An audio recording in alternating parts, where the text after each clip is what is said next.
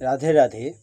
গীতার মূল্যায়নের আগের ভিডিও ছিল গীতার দ্বিতীয় অধ্যায়ের 40 নম্বর শ্লোক ও তার অনুবাদ সহ ব্যাখ্যা করে বলেছিলাম। আজ 40 নম্বর শ্লোকে বৈশিষ্ট্য বিশেষ কথা ও পরিশিষ্ট ভাব বলবো। বিশেষ কথা ও পরিশিষ্টভাবে বলা হয়েছে, সাধারণ মানুষের মনে প্রায়শই এই ভাব থাকে যে মন একাগ্র হলে তবেই ভজন মনন হয়। মন যদি স্থির না হয় তাহলে জপ করে কী লাভ? কিন্তু গীতার দৃষ্টিতে মন স্থির হওয়া এমন কোনো বড় জিনিস নয়। গীতার দৃষ্টিতে শ্রেষ্ঠ হল সমতা। অন্য লক্ষ্য আসুক বা নাই আসুক, যার সমত্ব বোধ এসে গিয়েছে গীতা তাকে সিদ্ধ বলে স্বীকার করে। যার মধ্যে অন্য সব লক্ষণ প্রকটিত অথচ সমত্ববোধ হয়নি, গীতা তাকে সিদ্ধ বলে স্বীকার করে না। সমতা দুই প্রকারের হয়, অন্তঃকরণের সমতা এবং স্বরূপের সমতা। সমরূপ পরমাত্মা সর্বত্র পরিব্যাপ্ত। সেই সমরূপ পরমাত্মাতে যে স্থিত হয়ে যায় সে সংসার মাত্রেই ওপর বিজয়প্রাপ্ত হয় এবং জীবমুক্ত হয়ে যায়। এটি জানা যায় অন্তঃকরণের সমতার দ্বারা। অন্তঃকরণের সমতা হল সিদ্ধি ও অসিদ্ধিতে সম থাকা। প্রশংসা বা নিন্দা যাই করা হোক, কার্য সফল হোক বা না হোক, লাখ টাকা আসুক বা চলে যাক, কিন্তু তার জন্য অন্তরে কোনো ব্যাকুলতা যেন না আসে। সুখ দুঃখ হর্ষ শোক ইত্যাদি যেন না হয়। এই সমতার কখনো বিনাশ হয় না। এই সমতার দ্বারা কল্যাণ ব্যতীত আর কোনো ফল হয় না। মানুষ তপস্যা দান তীর্থ ব্রত ইত্যাদি যে কোনো পুণ্য কর্ম করুক না কেন, তা ফল প্রদান করেই নষ্ট হয়ে যায়। কিন্তু সাধন করতে করতে অন্তঃকরণে যদি সামান্যতম সমতা আসে তবে তার বিনাশ হয় না, বরং তা পরিমাণে কল্যাণই করে। সেই জন্য সাধন সমতা যত উচ্চ বস্তু, মনে একাগ্রতা তত উচ্চ বস্তু নয়। মন একাগ্র হলে সিদ্ধিপ্রাপ্তি হতে পারে, কিন্তু কল্যাণ হয় না। কিন্তু সমতা এলে মানুষ সংসার বন্ধন থেকে সহজেই মুক্ত হতে পারে।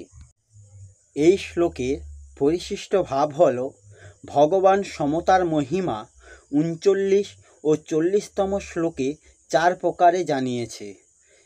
প্রথম, কর্মবন্ধন প্রহাস্যসী, অর্থাৎ মানুষ সমতার সাহায্যে কর্মবন্ধন থেকে মুক্ত হয়। দ্বিতীয়, নেহা বিক্রমণা সহস্তি, অর্থাৎ এর আরম্ভ ও বিনাশ হয় না। তৃতীয় হচ্ছে প্রত্যব্যায়ন বিদ্যতে, অর্থাৎ এই অনুষ্ঠানের বিপরীত ফল হয় না। চতুর্থ হচ্ছে স্বল্প মপস্য ধর্মস্য ত্রায়তে মহত ভয়াত, অর্থাৎ এর সামান্য কিছু অনুষ্ঠান হলেও জন্ম মৃত্যুরূপ মহাভয় হতে রক্ষা করে। যদিও প্রথম বাক্যটির মধ্যে অবশিষ্ট 3টি বাক্য এসে পড়ে, তবুও সবগুলির মধ্যে কিছুটা পার্থক্য থাকেই। যেমন প্রথম হচ্ছে, ভগবান প্রথমে সাধারণ নিয়ম জানিয়েছেন যে সমত্বযুক্ত মানুষ কর্মবন্ধন থেকে মুক্ত হয়। বন্ধনের কারণ গুণাদির সঙ্গ, অর্থাৎ প্রকৃতি এবং তার কার্যাদির সঙ্গে মেনে নেওয়া সম্পর্ক। সমত্ব বোধ হলে প্রকৃতি এবং তার কার্যাদির সঙ্গে আর সম্পর্ক থাকে না। তাই মানুষ যখন কর্মবন্ধন থেকে মুক্ত হয়ে যায়, যেমন জগতে নানা প্রকার শুভ অশুভ কর্ম সংগঠিত হয়, কিন্তু এসব কর্ম আমাদের আবদ্ধ করে না, কেননা ওই সব কর্মের সঙ্গে আমাদের কোনো সম্পর্ক নেই। তেমনি সমতাযুক্ত ব্যক্তির শরীর দ্বারা যেসব কর্ম হয় সেগুলিও শরীরের সঙ্গে তার কোনো সম্পর্ক থাকে না।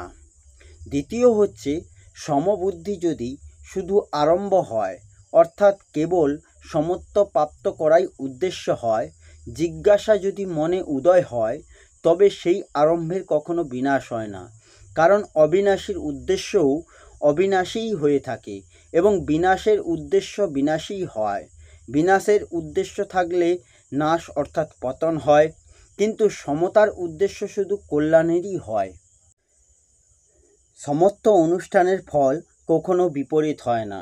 সকামভাবে নিয়ে কর্ম করার যদি মন্ত্রোচ্চারণ অনুষ্ঠান বিধি ইত্যাদি কোনো ত্রুটি হয় তবে তার বিপরীত ফল হয়।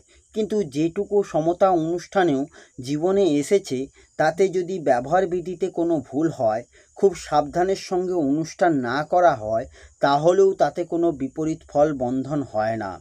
যেমন, যে আমার কাছে কাজ করে সে অন্ধকারে লণ্ঠন জ্বালাতে গিয়ে যদি সেটা ভেঙে ফেলে তাহলে আমি অসন্তুষ্ট হই, কিন্তু আমার কোনো বন্ধু যে আমার থেকে কোনো দিন কিছু চায় না, তার হাত থেকে যদি লণ্ঠনটি পড়ে ভেঙে যায় তাহলে আমার তার উপর রাগ হয় না, বরং আমি তাকে বলি, আরে তোমার হাত থেকে পড়ে ভেঙেছে তো কি হয়েছে, আমার হাত থেকেও তো কত জিনিস ভেঙে যায়, ছেড়ে দাও, এটা কোনো ব্যাপারই নয়।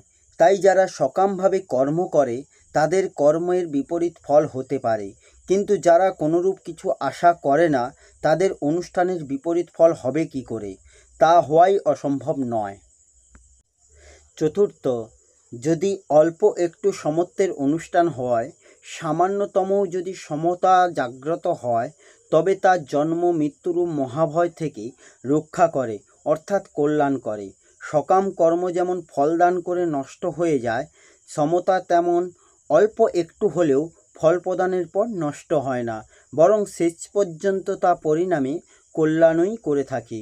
যজ্ঞ, দান, তপাদি শুভ কর্ম সকামভাবে যদি করা হয় তাহলে তার ফল বিনাশীল, অর্থাৎ ধনসম্পত্তি এবং স্বর্গ লাভ হয়। আর যদি নিষ্কামভাবে করা হয় তাহলে তার ফল অবিনাশী, অর্থাৎ মোক্ষ। এইরূপ যজ্ঞ, দান, তপ ইত্যাদি শুভকর্মের দুপ্রকার ফল হয়, কিন্তু সমতার ফল একই, তা হলো কল্যাণ। যেমন যদি কোনো পথিক রাস্তায় চলতে চলতে কোনো এক স্থানে বিশ্রাম নেয় বা ঘুমিয়ে নেয় এবং পরে চলতে আরম্ভ করে, তবে সে পুনরায় গোড়া থেকে আরম্ভ করে না, বরং যেখানে সে পৌঁছেছিল সেখান থেকেই শুরু করে। তেমনি যে সমতা জীবনে একবার এসেছে তা কখনো নষ্ট হয় না। স্বল্পমপস্য ধর্মস্য ত্রায়তে মহত ভয়াৎ, অর্থাৎ নিষ্কামভাবে অল্পমাত্র উদিত হলেও তা হলো সত্য, আর ভয় মহান হলেও তা হলো অসত্য। যেমন তুলো 1 মণ হলেও তা পোড়াতে 1 মণ আগুন লাগে না, তুলো 1 মণ হোক বা 100 মণ হোক, তার জন্য একটি দেশলাই কাঠিই যথেষ্ট।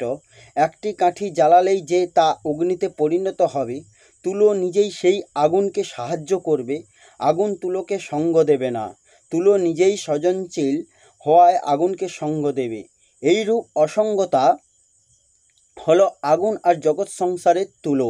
জগৎ সংসার থেকে অসঙ্গ অর্থাৎ বিচ্ছিন্ন হলেই জগৎ নিজেই নষ্ট হয়ে যায়, কেননা আসলে জগৎ সংসার অস্তিত্ব না থাকায় তার সঙ্গে কখনো সম্বন্ধই হয় না। অতি সামান্য ত্যাগও হলো সৎ, আর যত বড় ক্রিয়াই হোক না কেন তা হলো অসৎ। ক্রিয়ার অন্ত অর্থাৎ শেষ থাকে, কিন্তু ত্যাগ হলো অনন্ত। তাই যজ্ঞ, দান, তপাদি ক্রিয়া ফল প্রদান করে নষ্ট হয়ে যায়, কিন্তু ত্যাগের ফল কখনো নষ্ট হয় না। একমাত্র অহং ত্যাগ করলেই অনন্ত সৃষ্টি ত্যাগ হয়ে যায়, কারণ অহং সমস্ত জগৎ সংসার ধারণ করে রাখে। যেমন যত ঘাসই থাক তা আগুনের কাছে কি টিকতে পারে? অন্ধকার যতই গাঢ় হোক সূর্যের কাছে তা কি? অন্ধকার ও সূর্যের সঙ্গে লড়াই হলে কি অন্ধকার জেতে? তেমনি অজ্ঞান ও জ্ঞানের মধ্যে লড়াই হলে কি অজ্ঞান জেতে? যত মহাভয় হোক না কেন অভয়ের সামনে কি টিকবে? সমবোধ যত অল্পই হোক তা হলো পূর্ণ, আর ভয় যত ভয়ানক হোক তা অসম্পূর্ণ। সমতা স্বল্প হলেও তা মহান, কারণ তা সত্য, এবং মহাভয় অল্প অর্থাৎ সত্তাহীন, অস্তিত্বহীন, কারণ তা পাকা নয়। সমতাকে, নিষ্কাম ভাবকে স্বল্প বলার অর্থ কী? প্রকৃতপক্ষে নিষ্কাম মহান, কিন্তু আমাদের বুদ্ধিতে, আমাদের অনুভূতিতে অল্প ধরা পড়ায় একে স্বল্প বলা হয়। প্রকৃতপক্ষে বুদ্ধি অল্প হলেও সমতা অল্প হয় না। ওদিকে আমাদের দৃষ্টি যদি কম পড়ে তবে তার দোষ আমাদের দৃষ্টির, তত্ত্বের নয়। এইরূপই আমরা অসৎকে বেশি গুরুত্ব দিলেও অসৎ মহৎ হয় না, মহৎ হয় আমাদের গুরুত্ব। তাই আমরা যদি সৎকে বেশি গুরুত্ব দিই তাহলে সৎ মহৎ হয়ে ওঠে, অর্থাৎ তার মহত্ব গুরুত্ব অনুভূত হয়, এবং অসৎকে গুরুত্ব না দিলে অসৎ স্বল্প হয়ে ওঠে। প্রকৃতপক্ষে অসৎ মহৎ হোক বা স্বল্প হোক তার কোনো অস্তিত্ব নেই, এবং সৎ মহৎই হোক বা স্বল্প তার অস্তিত্ব নিত্য নিরন্তর বিদ্যমান। এই জন্য উপনিষদ পরমাত্মা তত্ত্বকে অণু থেকেও অণু এবং মহৎ থেকেও মহৎ বলা হয়েছে। এই হলো গীতার 2য় অধ্যায়ে 40 নম্বর শ্লোকে পরিশিষ্ট ভাব ও বিশেষ কথা।